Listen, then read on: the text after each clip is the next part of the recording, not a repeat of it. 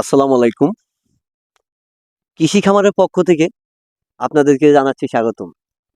আমরা তরমুজের কাজে এই চরে আসছিলাম।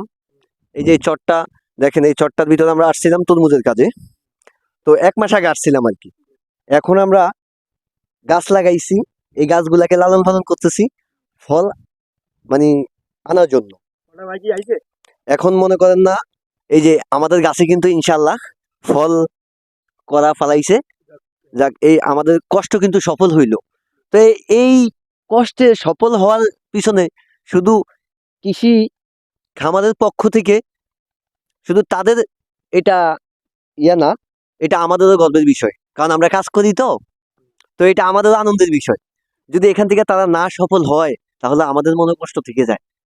তো ইনশাল্লাহ সবাই দোয়া করবেন যেন আমরা এই ফলগুলাকে বড় করে বাজার পর্যায়ে পৌঁছে দিতে পারি। সবাই এই দোয়া আমাদের জন্য করবেন। আর এই তরমুজ, এই চারাগুলা শুধু আমরা যে কাজ করতেছি তা না, আপনি কিন্তু চাইলে একটা উদ্যোক্তা হইতে পারেন। আমাদের এই যারা এগুলা পরিচালনা করতেছে তাদের সাথে যোগাযোগ কইরা আপনারা কিন্তু উদ্যোক্তা হইতে পারেন। এটা কিন্তু ছোট মোটো প্রজেক্ট না, এটা অনেক বড় প্রজেক্ট। একটু দেখাও তো, এদিকে দেখাও।